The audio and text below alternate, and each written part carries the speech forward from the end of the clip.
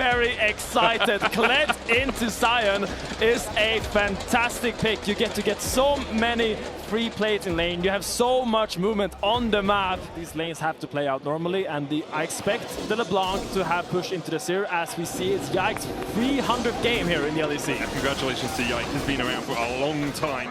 Yike has been spotted here, likely just putting a ward on the Razor Beaks, looking for that respawn. SkewMond is waiting in the wings just in case Yike goes for the full play. Yeah, but Yike is one item down here. Yike goes in, actually gets hit by the wall here, but SkewMond, he doesn't have the stats to take this fight. Kindle Gem on SkewMond doing a lot of work. Yike trying to get away with that Aegis or so empowered E, but the chasing from SkewMond, flash away from Yike focus as well, won't be enough to get through the upheaval. And SkewMond on the board early here as Yike took a fight that he just couldn't win.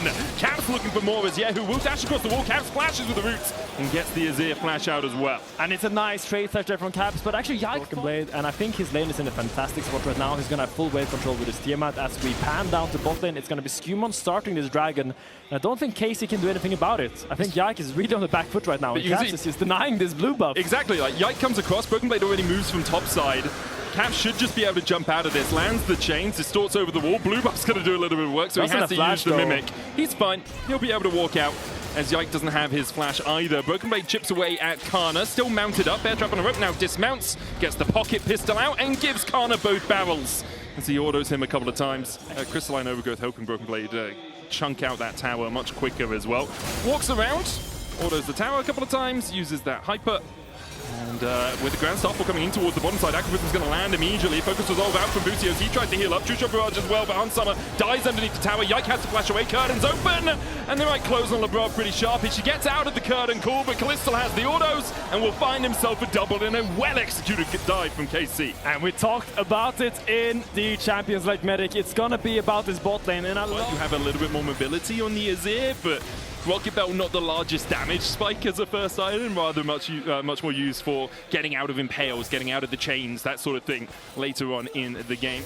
And there will be 3 grubs going over to G2 to meet up with the fact they already got the Dragon. Tidal Wave coming out, Impale as well. Onto the Grand Starfall out of Yike. Aegis Assault will keep him alive for now, but SkewMond's still on the chase, and those vibrations! Enough from the passive for SkewMond to get the kill. KC picked this fight and were immediately beat down. A little bit trigger happy, I think, by KC, because they saw pressure in every single wave, because Labrov had no flash. And SkewMond kind of needs to be there every single wave, or Yike just kills him. So they kind of went top, allowed their bot lane to go top as well, where the objective is, and kind of allowed SkewMond to just take those grubs without the risk of a cross map. So yeah, and the net gain, they are willing to take any fight, just because how much stronger the Skarner is compared to Pantheon in a team fight, because Pantheon doesn't have an ult. Has to flash away from the tidal wave. SkewMond on the chase. Ishtar's impact doesn't find his connection, but Caps jumps forward. The Emperor's Divide gets the knockback, but Caps dashes it with a distortion. Yike's gonna burn to Caps. Busio here to try and catch out SkewMond. As we look for the curtain call as well, Impale wide from Skew, but Caps splashes in and Skew secures the kill. Hansama here to join the Barney. Busio slowed up, and Hansama with a mystic shot, and Labrov's damage will be enough. G2 clap KC on the top side. And KC, you're paying. He was kind of scared of Yike sidestepping it, shooting into the bush, but it does not matter in the end. He just has too many stats, and now Caps is completely Chains unleashed. go down. Labrov flashes great shield from Busio just in time to save his AD carry, but it's a flash burn from Busio. A play soon, because if you just let G2 set up this dragon one more time, you will give over soul. And you said 5 to 10 minutes. In 5 minutes is that soul. Yeah, from solo laning, and that is just those tower plays that are so powerful and so valuable that he's been chipping down on. Sundisk down here from kyeahoo as Broken Blade goes in with the charge. Should be able to walk away if he wants to, and he's going to do exactly that. Decimating Smash from Canna doesn't find his mark. The Sundisk now falls, and SkewMond's on the flank. Onslaught going out from the Sion as he just tries to retreat. Caps jumps in. A Mantrid Inspire, but kyeahoo falls lower, and a great Impale will find its mark. G2. They just chase you down. And PB is going top. He says, oh, you have no TP on Sion. Azir is dead. I'm gonna get myself a free little tower as we put down the Herald bot lane right now. You see how fast they're playing the map?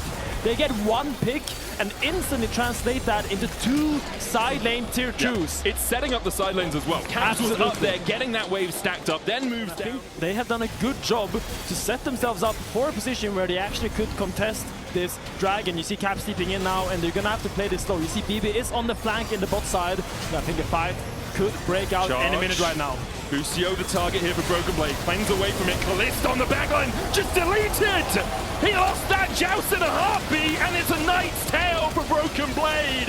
Yahoo gonna fall as well, and G2 are just ripping them to shreds. 3 for naught in a heartbeat as Canna tries to get away, but there's no escaping the claws of SkewMond. G2 are teaching KC a lesson.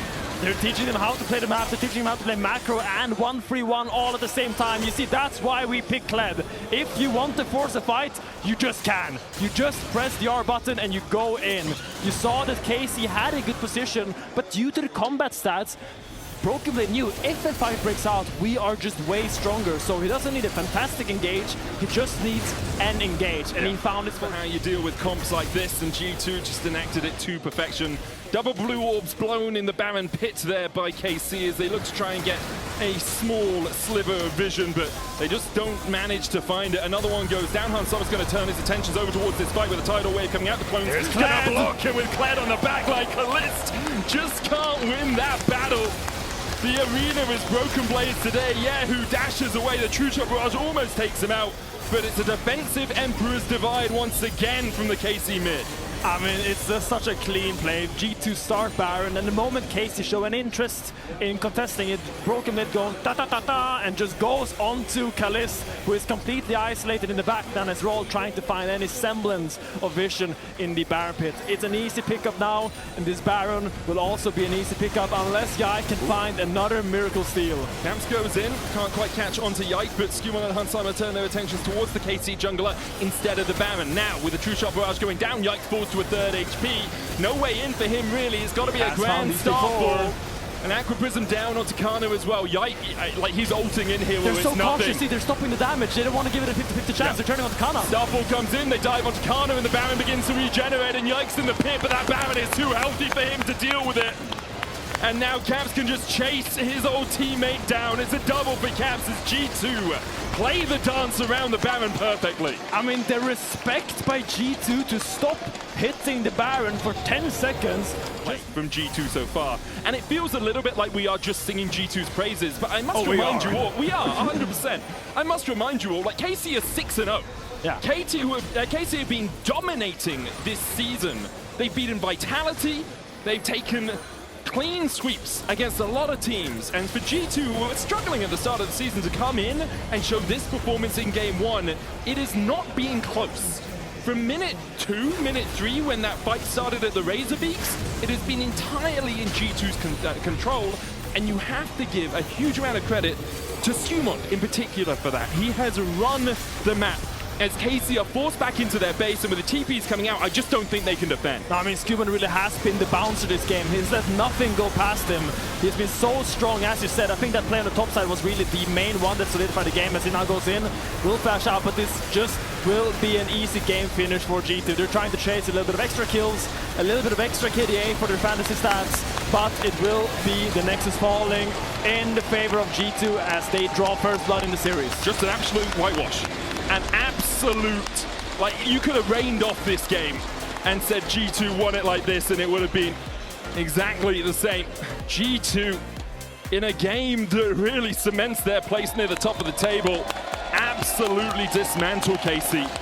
And for KC, you're looking at it and saying, well, was it draft? Was the Jhin not good enough? Did we need more damage? The early game, of course, was skewed heavily by the fact that you had that shield vault into an Ishtal's impact, and the Skarner just gets a free kill.